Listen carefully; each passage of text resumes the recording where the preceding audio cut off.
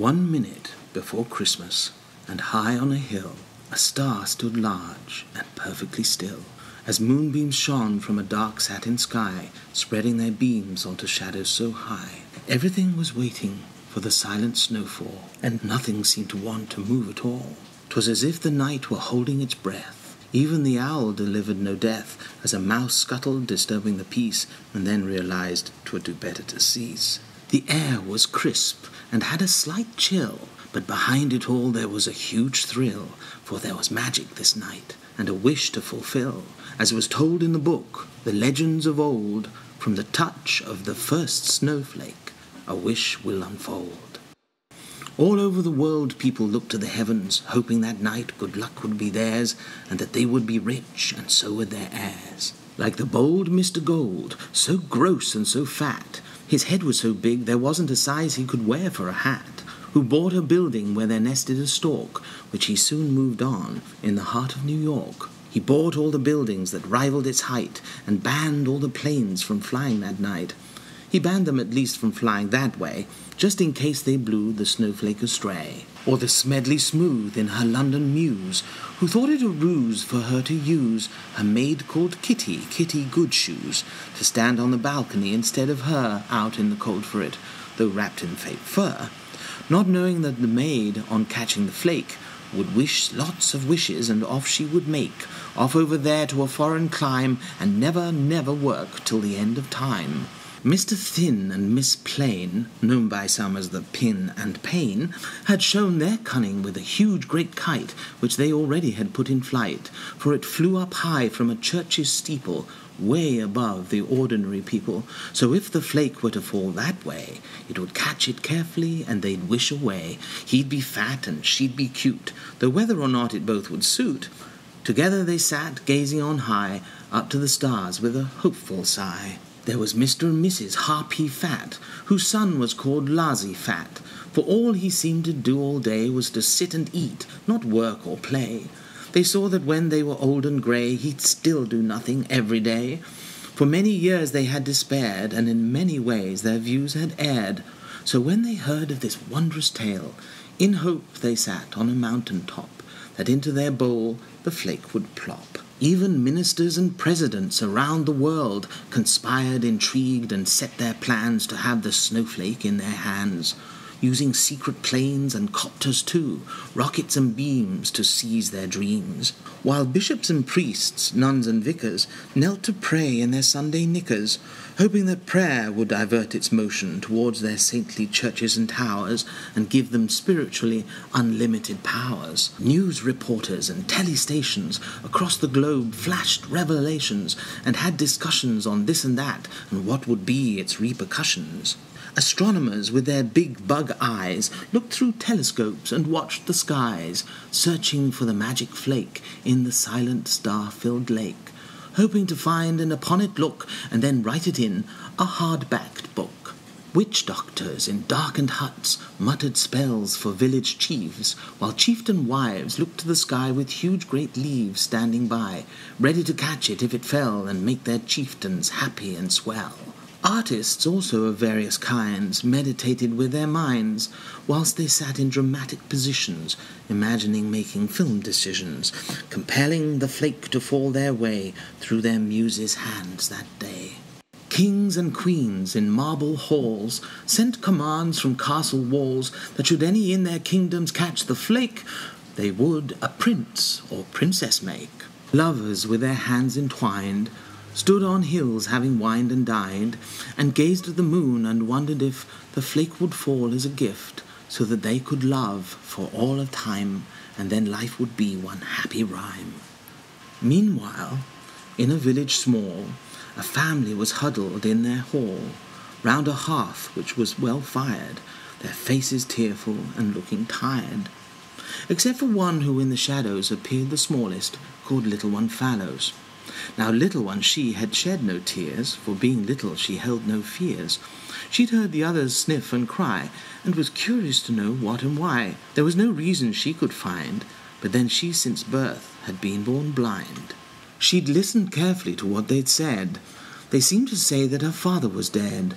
No news had come from the northern sea, where he'd been diving for a generous fee.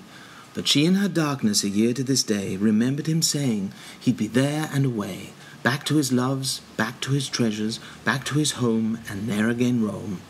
He'd whispered those words deep into her dreams, and said he was travelling on a magical stream. Nightly she'd wished on that heavenly stream that it would bring him home safe on its wonderful beams, with arms open wide and so much to say, and happiness through that one Christmas day. These nightly wishes kept the darkness at bay, for when she was frightened, the darkness would play. It would be blacker than pitch, thicker than thick. She would feel nearly dead, very ill and quite sick. And now with these fears from all of the others, the darkness grew thicker and determined to smother. But then she remembered his promise to come home, and that he'd never again, never leave them alone. She knew he'd come through on that magical stream, as his voice had said softly to her in her dream. But far away in a cold, dark sea, where every evil in a dream could be, her father was trapped, and his knee was shattered, and the whole of his body was brutally battered. Some rope was tangled round a rock and webbing, and his life was very quickly ebbing. Air was bubbling, leaking and lacking, as his hold on life was easily slackening. Once let go, he'd remain below, never to rise from the murkiness there, up to the love which wanted to care, to die in agony, as 'twas his fate. No light, no love, and all alone, his family thrown out from their home. He saw his loved ones cold and sad, and times for them gone worse to bad. His wife weeping till she died, the children lost and by her side. In his mind his anger grew, and everything 'gainst the rock he threw.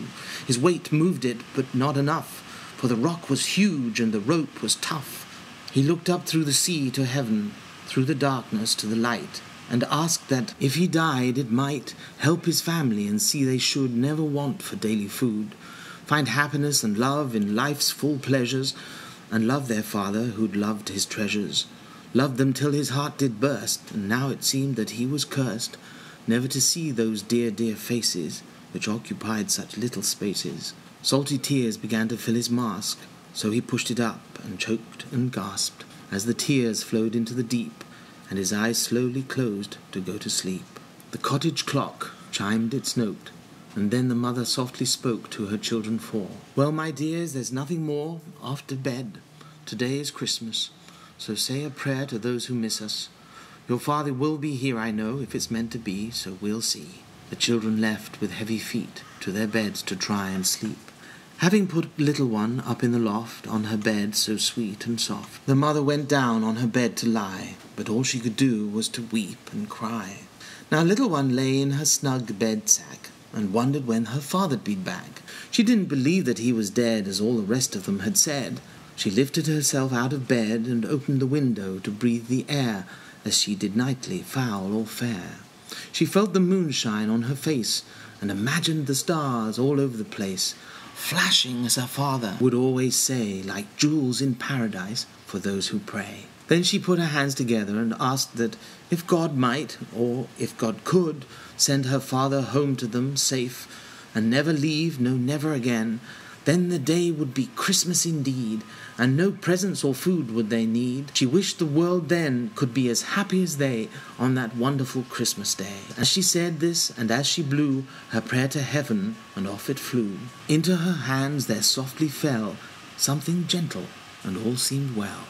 She couldn't see the white snowflake fall like a star from way up far. She couldn't see as her hands it touched, and around her body a white light couched her tiny frame in heavenly light, as though an angel of the night. But through her darkness she saw a stream, a golden stream as she had dreamed, and on its golden starry path a figure stood, so happy and so good. His arms were wide with presents galore, for all the family and many more, and then she heard him knock their door. Little one, always believing the best, jumped from the bed with innocent zest, and ran down the stairs with footing so sure, and then lifted the latch on the front door. As it creaked slowly open wide, she saw Father Christmas right outside, waiting in a red-white suit, silent as though he were mute, looking unsure as to what to do, till with open arms to him she flew, and held him tight, with all her might, as though he were a dream come true. But then he suddenly disappeared, and there instead her father appeared, looking at her with such surprise, for now he saw she had blue eyes, the prettiest blue eyes he'd seen on another, except of course those of her mother. The rest of the family, with tears all dried away, came to see what was at play so early on that Christmas day. And when they saw their father there, and little one, with happy eyes, showing herself no surprise, they knew that there a miracle had been, whilst they had slept and had not seen. "He came," she said, "on the golden stream. I know, I saw it, it wasn't a dream." Now remember, she had wished happiness to all, so over the world happiness did fall. Mr. Gold became so happy that he became a generous chappie. Smedley Smooth kept her maid, and on that day some tickets she paid for 'em both to travel to foreign climes as a couple of friends till the end of time.